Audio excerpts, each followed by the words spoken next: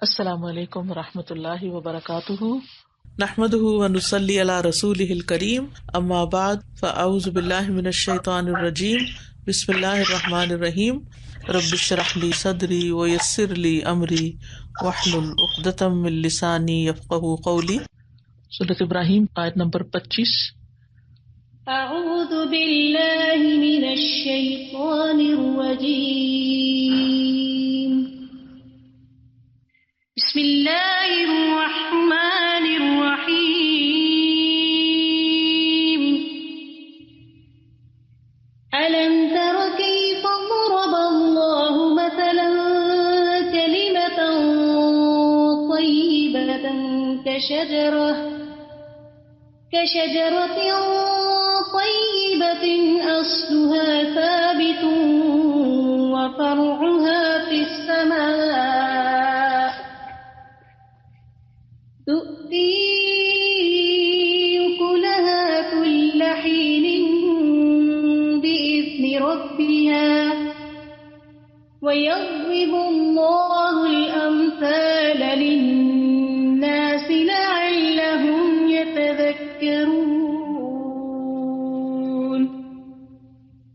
ومثل كلمة خبيثة كشجرة خبيثة اجتثت من فوق الأرض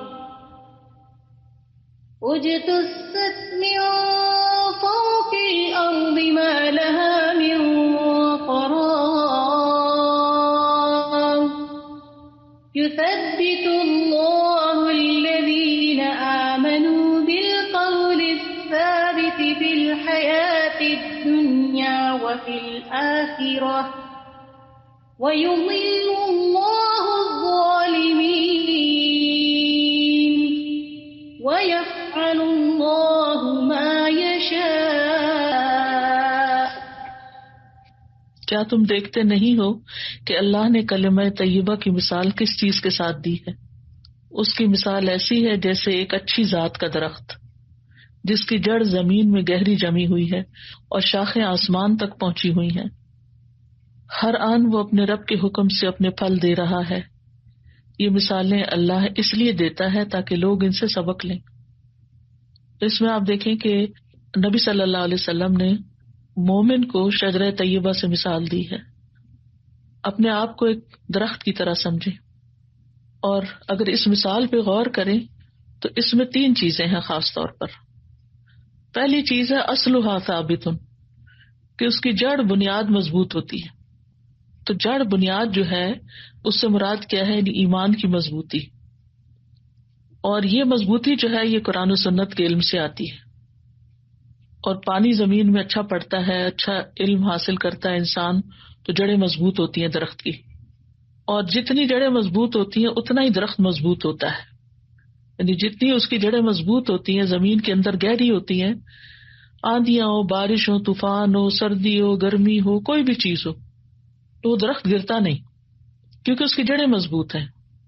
اور جڑیں کب مضبوط ہوتی ہیں؟ جب ان کو غذا ملتی رہتی ہے۔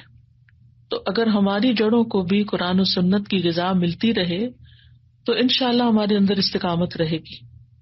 دوسری چیز اس مثال میں کیا بیان کی گئی ہے؟ وَفَرُعُهَا فِي السَّمَاءِ، کہ اس کی شاخیں آسمان میں بلند ہیں۔ اس کا کیا مطلب ہے؟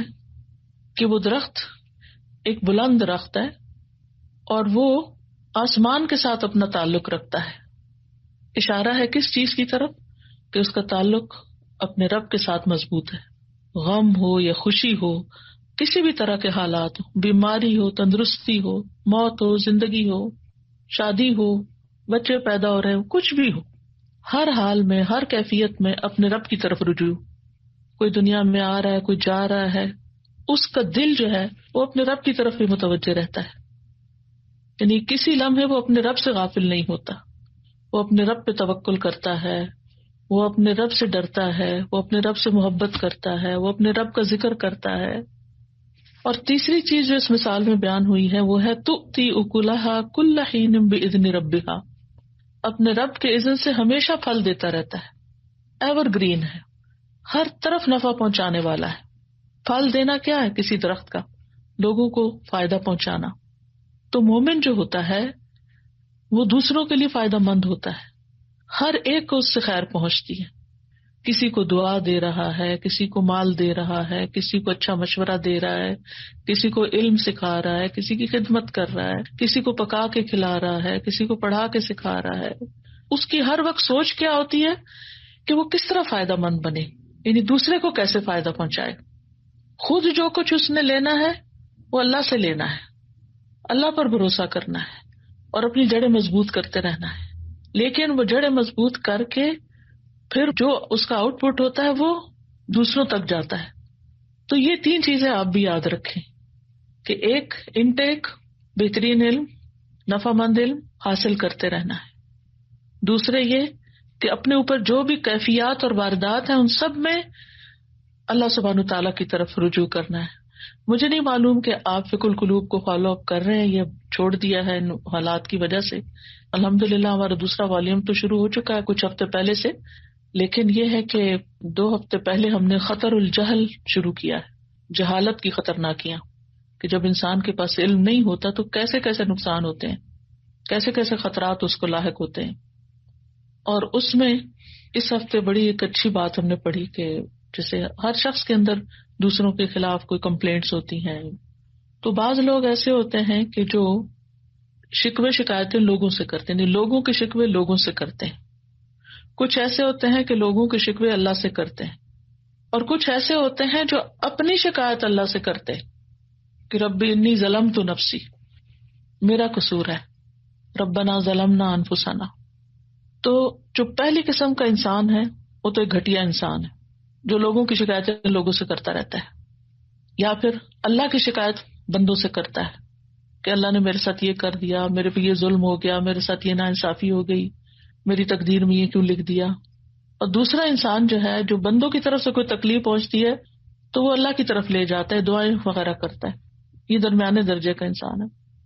اور اعلیٰ درجے کا انسان وہ ہے جو اپنی شکایت اللہ سے کرتا ہے کہ اللہ میں اپنے نفس کے ہاتھوں تنگ ہوں. تو اس میں آپ دیکھیے کہ ہم سب اپنے آپ کو دیکھیں کہ ہم کہاں کھڑے ہیں، ہم کیا کر رہے ہیں. تو ہمارے اندر جو بھی کیفیات آ رہی ہوں، لوگ تنگ کر رہے ہوں یا اپنی ذات سے کوئی خرابیاں آ رہی ہوں سامنے، تو سارے معاملات اللہ سبحانہ تعالیٰ کے سامنے رکھیں کہ یا رب تو میری مدد کر اور مجھے راہ دکھا. تو اللہ تعالیٰ اسباب پیدا کر دے گا. رہنا تو ہم نے دنیا میں جب تک زندہ ہے، اور دنیا کے اسباب کو استعمال کر کے لوگوں کو بھی فائدہ پہنچانا ہے اور اپنے آپ کو بھی پہنچانا ہے. اور تیسری چیز یہ ہے کہ ہم کچھ نہ کچھ ایسا کریں کہ جس سے مخلوق کو فائدہ ہو. اور پھر آپ دیکھیں کہ جو لوگ مخلوق کو فائدہ پہنچاتے ہیں وہ ہمیشہ ان کی دعائیں سمیٹتے ہیں، وہ زندہ ہوں تب بھی، وہ فوت ہو جائیں تب بھی. تو ہر روز کچھ نہ کچھ سیکھیں، سجدوں میں دعائیں مانگے ربی زدنی علما. اور علم صرف سکھانے کے لیے نہیں حاصل کرتا بندہ، یعنی عام طور پر یہ خیال ہوتا ہے کہ یہ دوسروں کو سکھانا ہے اس لیے کوئی لیکچر سن لو یا کچھ سیکھ لو یا صرف اسی وقت ہی کچھ سیکھے. ہمیں سب سے پہلے تو خود اپنی ذات کے لیے فائدہ چاہیے ہوتا ہے اس علم کا. کچھ ایسا بھی پڑھا کرے کہ جو صرف اپنے لیے پڑھے کہ یہ میری اصلاح کے لیے، یہ میری خاطر. اور پھر یہ ہے کہ نماز، دعا، اذکار کے ساتھ اللہ تعالیٰ سے تعلق مضبوط رکھیں، اللہ سے باتیں کریں، لوگوں کو تعلیم دے کر، لوگوں کی خدمت کر کے ان کو فائدہ پہنچاتے رہیں. اصل میں مومن کی زندگی کا تو ہر لمحہ ہی بڑا قیمتی ہوتا ہے، یعنی کہ بہت بڑا خزانہ ہے اس کے پاس اور اس کو کسی قیمت پہ ضائع نہیں کیا جا سکتا، چاہے حالات کچھ بھی ہوں، کہیں پر بھی ہوں. ہمیں ہمیشہ یہی دیکھتے رہنا چاہیے کہ میں اس وقت کو جو میرے ہاتھ میں ہے اس کو بہتر سے بہتر طریقے پر کیسے استعمال کر سکتی ہوں. اور اس کو استعمال کرنے کے لیے انسان کو ہمیشہ یہ دیکھنا چاہیے کہ یہ میری دنیا اور میری آخرت کے اعتبار سے میرے لیے کس طرح کی گروتھ کا سبب ہوگا، اس میں میرا کیا بینیفٹ ہے. اپنی پرسنل گروتھ جو ہے اس کی طرف ضرور توجہ رکھیں اور اس کے لیے مزید سیکھتے رہیں، علم حاصل کرتے رہیں. اور اس سلسلے میں آپ لوگوں نے مختلف لوگوں کے بارے میں، بڑے بڑے اسکالرس کے بارے میں پڑھا ہوگا کہ کس طرح وہ اپنے وقت کا استعمال کرتے تھے. تاریخ بغداد ایک کتاب ہے، اس کے جو مصنف ہیں خطیب بغدادی، وہ لکھتے ہیں اپنی کتاب میں کہ جاہز جو عربی زبان کا ایک بہت بڑا رائٹر کہہ لیں، ایک اسکالر کہہ لیں، وہ کتب فروشوں کی دکانوں کو کرائے پہ لے کے ساری رات کتابیں پڑھتے تھے. یعنی ان کے پاس کتابیں خریدنے کی گنجائش نہیں تھی، اور ویسے بھی اس زمانے میں آپ کو معلوم ہے کہ پرنٹنگ پریس تو ہوتے نہیں تھے، یا بک سٹورز تو نہیں ہوتے تھے، یا اس طرح کی عام لائبریریز تو نہیں ہوتی تھی، بہت ریئر تھی یہ چیزیں. یہ تو ہم خوش قسمت ہیں اس وقت کہ ہمارے پاس یہ ساری چیزیں، اور اس سے بڑھ کر اب تو ہمارے پام میں، ہماری ہتھیلی میں آ گیا ہے جو فون ہے، جس میں ہر طرح کے ریسورسز اب الحمدللہ مل جاتے ہیں. تو کہاں وہ لوگ تھے کہ جو ساری رات جاگ کر کسی کتابیں بیچنے والے کی دکان میں بیٹھ کے کتابیں پڑھتے. اسی طرح خلیفہ عباسی المتوکل کے ایک وزیر تھے فتح بن خاقان، وہ ہر وقت اپنے ساتھ کوئی نہ کوئی کتاب رکھتے تھے. تو جب سرکاری کاموں سے انہیں فرصت ملتی تو آستین سے کتاب نکال کے اپنے پاس سے پڑھنے لگ جاتے تھے. تو ہم میں سے بھی جو لوگ زیادہ تر آفیسز کے کام کرتے ہیں اور پڑھنے پڑھانے کا موقع کم ملتا ہے، ان کو اپنی ایک ہیبٹ بنانی چاہیے کہ اپنے پاس کوئی نہ کوئی کتاب. اور ایک وقت تھا الہدا میں ایک روایت تھی یہ کہ ہر وقت یعنی مصحف جو تھا قرآن مجید کا چھوٹا نسخہ، وہ ہر ایک کے ساتھ رہتا تھا. اور مجھے یاد ہے ہماری سیکنڈ بیچ کی ایک اسٹوڈنٹ تھی، لاہور کی تھی، وہ لاہور کا سفر کر رہی تھی، جا رہی تھی شاید واپس، قرآن پڑھ رہی تھی، راستے میں دوسری میں ان کا ایکسیڈنٹ سے انتقال ہوا، اور وہ قرآن ان کے ساتھ تھا اس وقت بھی. تو قرآن مجید کی تلاوت بھی، اور اس کے علاوہ جو ہے دیگر کتابیں بھی. اب مثلاً ویسے بھی پڑھنے پڑھانے کا کام ہی رہتا ہے، لیکن آج کل ایک کتاب ابن الجوزی کی سید الخاطر، اس کا اردو ترجمہ ہے دل کی دنیا، بہت اچھی کتاب ہے وہ. تو وہ میرے تکیے کے ساتھ ہی رہتی ہے کہ جس وقت مجھے موقع ملتا ہے اس میں سے کچھ نہ کچھ پڑھ لیتی ہوں، اور اس سے ایک ذہن تر و تازہ ہو جاتا ہے، سوچنے کا موقع ملتا ہے، سوچ میں گہرائی آتی ہے. سید الخاطر اصل میں سید کہتے ہیں شکار کو، قرآن مجید میں لفظ استعمال ہوئے، اور خاطر کہتے ہیں خیال کو، یعنی خیالات کا شکار. اصل میں یہ ان کی ڈائری تھی، جو ان کے ذہن میں خیالات آتے تھے، جو ان کی قلبی واردات ہوتی تھی وہ اس میں لکھ لیا کرتے تھے. تو بہت ہی زبردست کتاب ہے. تو اس سے یہ پتہ چلتا ہے کہ لوگ اپنا وقت کس طرح استعمال کرتے تھے، یعنی یا تو اپنے خیالات کو جوٹ ڈاؤن کر رہے ہیں یا کتابیں پڑھ رہے ہیں. اسی طرح ایک اور اسکالر تھے اسماعیل بن اسحاق القاضی، ان کے گھر جب بھی کوئی جاتا تو وہ انہیں پڑھتا ہوا ہی دیکھتے. اب اپنے آپ کو ہم اس جگہ پر رکھیں کہ اگر ہمارے گھر میں کوئی داخل ہو تو ہم اسے کیا کرتے ہوئے ملیں گے؟ موبائل کے ساتھ کھیلتے، ادھر ادھر کی چیزیں دیکھتے، یا کیا کرتے؟ تو ہم لوگ جو ہیں جنہوں نے قرآن مجید پڑھ لیا ہے، جو دین کی خدمت میں لگے ہوئے ہیں ایکٹیولی، یعنی کچھ لوگ تو وہ ہیں نا کہ جو پڑھ رہے ہیں یا اپنے طور پہ اسٹوڈینٹس ہیں ابھی، لیکن آپ سب تو اس مرحلے سے گزر کر اس وقت سکھانے والوں میں سے ہے یا دین کے کام کرنے والوں میں سے ہیں. تو ہمارے رویے اور ہماری سوچ اور ہمارے طریقے اور ہمارا اٹھنا بیٹھنا اور ہماری دلچسپیاں تو پھر عوام الناس سے مختلف ہونی چاہیے نا.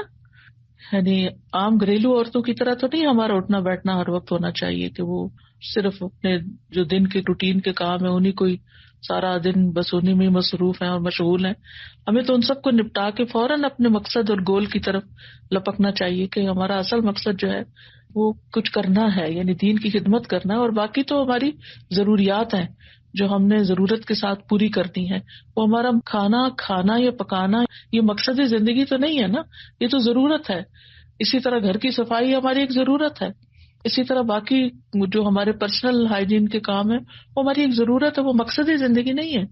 مقصد زندگی جو ہے وہ اللہ کی رضا ہے، اور اللہ کی رضا کے لیے ہم اپنی عبادت بھی کرتے ہیں اور اس کے ساتھ دین کی خدمت بھی کرتے ہیں.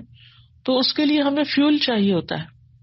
اگر ہم ایسی چیزیں پڑھتے رہیں گے، دیکھتے رہیں گے، تو ہماری سوچ جو ہے وہ بلند ہوتی رہے گی، اور ہم چاہے لاک ڈاؤن ہو، چاہے کچھ بھی ہو، کسی قسم کے بھی حالات ہوں، تو ہم ان میں اپنے آپ کو ضائع نہیں کریں گے، کیونکہ ہماری زندگی کا ہر دن بڑا قیمتی ہے. اور اس میں یہ ہے کہ بعض اوقات ایسے حالات ہوتے ہیں ہمارے ہاں، انسان دکھی ہو جاتا ہے، تکلیف میں ہوتا ہے، پریشانی میں ہوتا ہے، مہمانداری میں ہوتا ہے، کچھ بھی ہوتا ہے، تو ان لوگوں کو بھی ساتھ کسی اچھی چیز میں انوالو کر لینا چاہیے. پہلے زمانے میں لوگ یہ کرتے تھے کہ آنے والوں کو جیسے کوئی تعزیت کے لیے آ رہا ہے سپارے دے دیتے تھے، وہ بیٹھ کے پڑھتے رہتے تھے، باتیں کم ہوتی تھی. ہم نے کہا جی یہ بدعت ہے، یہ نہ کریں. اب کیا لوگ آتے ہیں، باتیں کرتے ہیں یا چپ کر کے بیٹھے رہتے ہیں اور پھر چلے جاتے ہیں، تو وقت کا صحیح استعمال نہیں ہوتا. اس وقت بھی کچھ نہ کچھ کوئی نہ کوئی اچھی بات ان کو سناتے رہنا چاہیے. جو بھی کوئی کتاب رکھ لیں, جو آئے اسے کہیں کہ پڑھیں اور سب کو سنائیں. جیسے تبلیغی جماعت میں وہ نصاب ہوتا ہے, تبلیغ نصاب, تو وہ کوئی علماء تھوڑی پڑھتے ہیں. جتنے بھی لوگ تبلیغ کے لیے جاتے ہیں جہاں بیٹھتے ہیں وہ ایک ایک اسی کتاب کو پڑھتا رہتا ہے اور وہ پڑھ کے سناتے رہتے ہیں اور اس میں سے چیزیں سیکھتے رہتے ہیں. تو ہمیں بھی چاہے کسی بھی قسم کے حالات ہوں, کسی بھی قسم کے مواقع ہوں, ان کو استعمال کرنے کا طریقہ آنا چاہیے. اور پھر یہ ہے کہ بعض اوقات ہم بیماری کو عذر بنا لیتے ہیں. ٹھیک ہے وہ بیماری عذر ہے, لیکن کچھ بیماریاں ایسی ہیں کہ جس میں ہم مطالعہ جاری رکھ سکتے ہیں, کچھ نہ کچھ سن سکتے ہیں, کوئی نہ کوئی کام کر سکتے ہیں. مثال کے طور پہ البیرونی کے بارے میں آتا ہے کہ حالت مرض میں مرنے سے چند منٹ پہلے تک, یعنی چند منٹ مرنے سے پہلے, تو کتنی تکلیف ہوگی ان کو اس وقت. ہم سب جانتے ہیں کہ موت کی جو سکرات ہوتی ہیں اس میں بندے کو ہوش نہیں ہوتی. تو ایک فقیر جو ان سے مزاج پرسی کرنے کے لیے آیا تھا کہ بیمار ہیں, ان کا حال پوچھو جا کے, وہ ان سے علم الفرائض کا ایک مسئلہ پوچھ رہے تھے. ظاہر ہے کہ انسان جب مرنے لگتا ہے تو اس کی ہوتی ہے کہ بعد میں وراثت تقسیم ہوگی یا کچھ, اور یہ کتنا ٹیکنیکل سا سبجیکٹ ہے, کتنا مشکل سبجیکٹ ہے کہ پڑھ پڑھ کے بھی انسان کو سمجھ نہیں آتا. تو کس طرح وہ اس وقت بھی علم حاصل کر رہے ہیں. تو یہ ہے وہ لوگ جنہوں نے زندگی میں کچھ کیا ہے, لیکن اس کا یہ مطلب نہیں کہ بس ہم صرف ان لوگوں کی تعریف کر چھوڑیں اور اپنی زندگی میں کوئی اس سے فائدہ حاصل نہ کرے. مختلف لوگ جو لکھنے والے تھے, جیسے یہ ابن الجوزی جن کی کتاب سید الخاطر ہے, ان کی چھوٹی بڑی کتابوں کی تعداد 1000 تک بتائی جاتی ہے. ان کے بارے میں آتا ہے کہ اپنی عمر کا ایک لمحہ بھی ضائع نہیں کرتے تھے, اور لکھنے کے لیے اس وقت فاؤنٹین پین نہیں ہوتے تھے, کلمیں ہوتی تھیں. تو یہ کلموں کو تراشتے رہتے تھے اور تراشے جو تھے وہ سنبھالتے رہتے تھے. تو جب ان کی وفات ہوئی تو وہ تراشے پانی کو گرم کرنے کے لیے جو غسل کا پانی گرم کیا گیا, ان تراشوں کی آگ جلا کے اس سے وہ پانی گرم ہو گیا. اور یہ اپنی کتاب سید الخاطر جو ہے, جو میں بتا رہی ہوں, اس میں وہ لکھتے ہیں کہ افسوس ان لوگوں پر جو کھیل تماشے میں لگے رہتے ہیں اور ادھر ادھر بلا مقصد گھومتے رہتے ہیں, بازاروں میں بیٹھ کے آنے جانے والوں کو گھورتے ہیں, قیمتوں کے اتار چڑھاؤ پہ رائے زنی کرتے رہتے ہیں. یہ ابن الجوزی کے دور کا حال ہے, تو آج بھی یہی حال ہے لوگوں کا. اور پہلے تو لوگ بازار میں جا کے بیٹھتے تھے, اب تو بازار ہمارے ہاتھوں میں آ گئے کہ ہم اپنے موبائل کے اوپر بیٹھ کے تو دیکھتے رہتے ہیں کہ کہاں کیا بک رہا ہے اور کیا مہنگا ہو گیا اور کیا, اور تبصرے بلا وجہ کے کوئی سیاسی بحثوں میں مبتلا ہے اور کوئی کسی چیز میں. تو ان چیزوں سے حاصل کیا, یعنی اگر 1 سال پہلے ہم نے کوئی سیاسی تبصرے سنے تھے تو آج ان کی کیا قیمت ہے.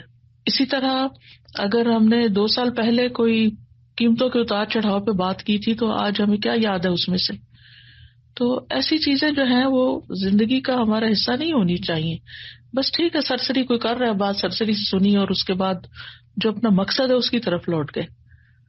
اور امام فخر الدین رازی کی کتاب جو تفسیر ہے یہ 30 جلدوں میں ہے, اور ان کی بھی کتابوں کی تعداد بتاتے ہیں کہ 100 کے قریب ہے. اور وہ اس پر بھی افسوس کرتے تھے کہ میرا وقت کھانے پینے میں ضائع ہو جاتا ہے, کاش مجھے کھانا پینا بھی نہ پڑتا تاکہ میرا یہ وقت بھی کسی اچھے کام میں استعمال ہوتا. یہ وہ لوگ ہیں جنہوں نے اپنی زندگی کی اور اپنی قدر کی. دیکھیں ہماری قدر کوئی اور نہیں کرے گا, ہمیں اپنی قدر خود کرنی ہوگی. یعنی کہ ہم نے اپنے آپ کو کیا بنانا ہے, اپنی آخرت کے لیے کیا تیار کرنا ہے, اور اس کے لیے ہمارے اوقات جو ہے وہ کس طرح گزر رہے ہیں. کیونکہ بعض اوقات کوئی ہمیں کام دے دیتا تو ہم کر لیتے ہیں, کوئی کام نہ ملے تو ہم بیٹھ جاتے ہیں. جیسے ہمارے عام طور پہ سرکاری دفتروں کا حال ہے, کوئی کام آ گیا تو کر لیا, ورنہ بیٹھے اخباریں پڑھ رہے ہیں, چائے پی رہے ہیں, آنے جانے والوں سے ملاقات کر رہے ہیں, اور بعض اوقات کام پڑے بھی رہتے ہیں اور ان کو نہیں کرتے. تو ہم قرآن پڑھے ہوئے لوگ, ان سب سے ہمیں تو مختلف ہونا ہے نا. ہم ان جیسے تو نہیں ہو سکتے کہ جو ہمارے معاشرے میں کلچر چل رہا ہے ہم نے تو اس کو تبدیل کرنا ہے. اور یہ کام کس طرح ہوگا اگر ہماری طرف سے کوئی کوتاہی ہوئی. تو اس لیے میں یہ کہوں گی کہ ہم سب کو اپنے اپنے وقت کی قدر کرنی ہے. تو انشاءاللہ اللہ سبحانہ تعالیٰ مدد کرنے والا ہے, اور اللہ تعالیٰ اپنی رحمت فرمائے آپ سب پر. اور اب کافی ٹائم ہو گیا ہے, اگر آپ میں سے کسی کو کچھ کہنا ہے تو میں سننے کے لیے حاضر ہوں. اور باقی یہ ہے کہ اللہ سبحانہ تعالیٰ ہمیں ضائع ہونے سے بچائے اور ہم سے اچھے اچھے کام لیتا رہے, اور ہمارے اندر اخلاص پیدا کر دے, کیونکہ اخلاص کے بغیر تو کوئی چیز نہیں. جو کچھ بھی کر رہے ہیں اللہ تعالیٰ قبول کر لے, اور اللہ تعالیٰ آپ کی مدد فرمائے, اور ساری زندگی آپ اس نیکی کے کام کے ساتھ ایک یا دوسرے طریقے سے جڑی رہیں. اس سارے سینیریو میں میری کچھ اپنی بھی طبیعت خراب ہوئی اور میں نے اس چیز کو ذاتی طور پر آبزرو کیا کہ اللہ تعالیٰ کے ساتھ جو تعلق ہے ہمارا، اس کا مضبوط ہونا کتنا ضروری ہے. کیونکہ جب اللہ تعالیٰ کے ساتھ ہمارا تعلق مضبوط ہوگا تو ہی ہم کسی بھی جو بھی کیفیات ہے ہماری اس سے کوپ کر سکیں گے. اور ایک اور چیز جو مجھے اس دوران میں نے محسوس کی وہ یہ کی کہ ہم اپنی روٹینز کو ضرور چیک کریں. جو بایولوجیکل کلاک ہے اس کے حوالے سے ہم جو ہماری کمزوریاں ہیں، جو کمیاں ہیں، ان کو امپروو کریں. اور جب ہم ایسا کرتے ہیں تو ہمارا بہت سا وقت بھی بچتا ہے اور ہم اس کو، یہ جتنی آپ نے ماشاءاللہ آج مفید باتیں ہمیں بتائی ہیں کہ ہم یہ سیکھیں، اس کے لیے ہم وقت نکال سکتے ہیں. کیونکہ عموماً یہ ہوتا ہے کہ جب ہم اپنے وقت کو دوسری چیزوں میں لگا رہے ہوتے ہیں تو پھر بہت سی مفید چیزیں ہم سے چھوٹ رہی ہوتی ہیں. تو اللہ تعالیٰ ہم سب کو توفیق دے کہ ہم ان ساری چیزوں کے اوپر عمل کر سکیں اور یقیناً سب کے لیے فائدہ مند بھی بن سکیں پھر. آمین. سدا میں یہی سوچ رہی تھی کہ شجرۃ طیبہ ہر وقت اپنا پھل دیتا رہتا ہے نا، دوسروں کے لیے کانسٹنٹ خیر اور برکت اور بھلائی اور فائدے کا باعث ہے. اس کے لیے ایک تو اپنی پرسنل گرومنگ اور علم بڑھانا اور آگے آگے ہی چلتے رہنا اور کبھی بھی تھک کے ہمت نہیں ہارنا، چاہے کوئی ایج ہو، انسان تھوڑا تھوڑا جیسا بھی ہو، جس ڈائریکشن سے بھی فائدہ مل سکے. نمبر 1 تو پہلے آپ علم لے کے اپنے آپ کو آگے بڑھانا ہے، اور سیکنڈلی موسٹ امپورٹنٹ یہ ہے اس علم کا فائدہ تب ہے جب لوگوں تک خیر جائے. اور وہ آج کل کے اس سارے دور میں لوگ اتنے پریشان ہیں، اتنی اموات ہیں، اتنے گھر گھر میں ارد گرد ہر طرف سے یہی خبریں آ رہی ہیں. اللہ تعالیٰ سب کو حفاظت میں رکھے، لیکن نیچرلی ساری دنیا اس کی لپیٹ میں ہے اور ایک جنرل ڈپریشن ہے. تو اس میں ہمیں ہر ایک کو کچھ نہ کچھ کرتے رہنا چاہیے لوگوں کے لیے، اور لوگوں کو بہت سپورٹ چاہیے. اور آج کل تو اتنا اللہ تعالیٰ نے ہمیں سہولت دے دی ہے، فون کر سکتے ہیں اور کسی نہ کسی طرح میڈیا کے تھرو کنیکٹڈ ہو سکتے ہیں. تو کچھ نہ کچھ لوگوں کے لیے بھی ہمیں کرتے رہنا چاہیے. زندگی تو بہرحال تیزی سے سب چیز ہی گزرتی جا رہی ہے اور انجام تو ہم سب کا بہت ہی قریب ہے، کسی دن ہی چلے جائیں گے اچانک. میں جتنی بات ہو رہی ہوں سازا، ان لوگوں کے بارے میں جب باتیں سنتی ہوں تو کچھ لوگوں کی اس قدر تعریف ہے اور اتنا دل میں رشک آتا ہے کہ چھوٹی چھوٹی نیکیاں کرتے تھے وہ لوگ. تو میں نے دیکھا کہ واقعی حقیقتاً ہم پڑھتے تو رہتے ہیں کہ والباقیات الصالحات، پیچھے تو نیکیاں ہی باقی رہتی ہیں. اور ضروری نہیں کہ بہت بڑے بڑے کام ہوں، could be a very small thing. ذرا کسی کے ساتھ اخلاق سے مل لینا، ذرا سا اسمائل کر لینا، کسی کو پولائٹلی ڈیل کر لینا یا کسی کا دکھ بانٹ لینا. بس مجھے تو آج کل اس چیز نے بڑا ہی گرپ نے لیا ہوا ہے کہ اللہ تعالیٰ بس ہم سے کوئی خیر کے کام کرائے اور ہم اپنی بھی بہتری کریں اور دوسروں کے لیے بھی مفید بن جائیں. جزاک اللہ خیر. استاذہ جی، جو آپ نے بھی بات کہی کہ وقت کا استعمال جو ہے وہ ہر لمحے میں صحیح کیا جائے، تو اس پہ مجھے وہ بات یاد آئی کہ جیسے علامہ شہاب الدین محمود آلوسی مفسر قرآن نے اپنی رات کے اوقات کو 3 حصوں میں تقسیم کیا ہوا تھا.